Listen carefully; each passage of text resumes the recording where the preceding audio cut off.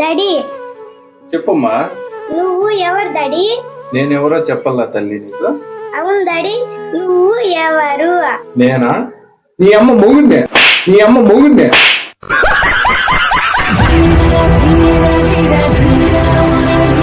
Daddy ఏం తల్లి? అవును డాడీ, నువ్వు ఎప్పుడు చూసినా సంతోషంగా ఉంటావు, నీకు బాధ లేదా డాడీ? భయమా? ఎందుకు భయపడాలి తల్లి?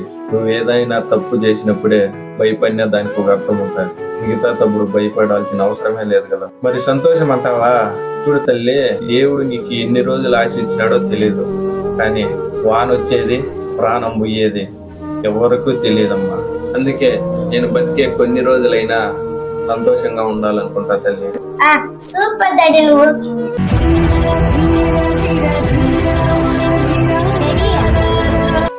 చెప్పు తల్లి. నాకు చిన్న సాయం చేయి డాడీ. చెప్పు తల్లి, నీకేం కావాలో చెప్పు, నీకోసం నా ప్రాణాలైనా ఇస్తామ్మా. బుద్ధి మూసుకొని ఉండప్ప సాల్గానే. ప్రతోడు ప్రాణాలు ఇస్తానంటాడు గాని ఒకడు కూడా ప్రాణాలు ఇచ్చిందిలా సచ్చిందిలా. ఇదొక ప్యాషన్ అయిపోయింది అందరికి. నా కోసం ప్రాణాలు ఇద్దు గాని పోయి నోట్బుక్ ఎత్తరాపో. ఎప్పుడు బజార్ నుంచి తిరిగిపోతే ఏదో ఒక పని చేయొచ్చు కదా. నువ్వు నాకు చెప్పేదానికే నేనెవరో మీ అమ్మ మగుని అడుగుపో,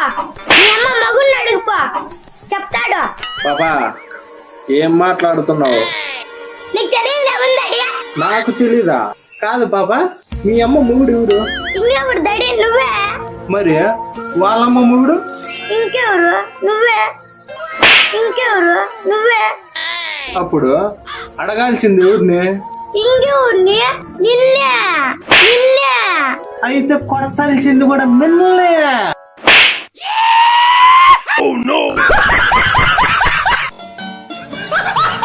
డాడీ ఏం తల్లి ఏడుస్తున్నావు? అంకులు నన్ను కొట్టినాడు డాడీ. ఎవరమ్మా నిన్ను కొట్టింది? వాని అక్క వాని ఆలిపా చెప్తాను.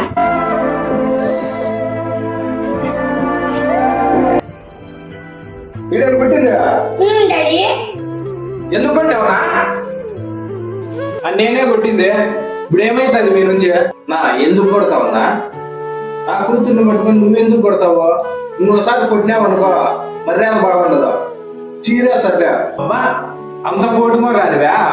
నువ్వే నా చీరేసేదే. నేను కూడా చీరేస్తా నిన్ను. నీకు దమ్మ ధైర్యం ఉంటే చీరేనా చూద్దాం. నాకేం భయం ఏమే, నేను చీరేస్తా చూడు ఇప్పుడు.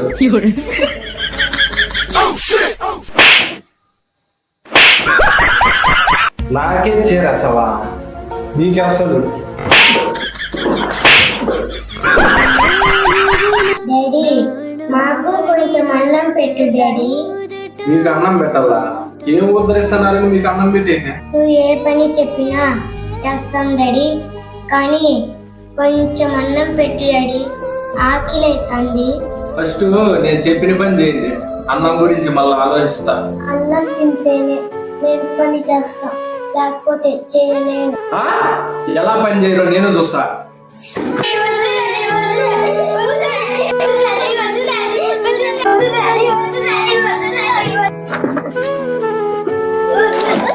ఈ బట్టలు ఉతికేస్తేనే మీ ఇద్దరికి అన్నము, లేకపోతే పెట్టను.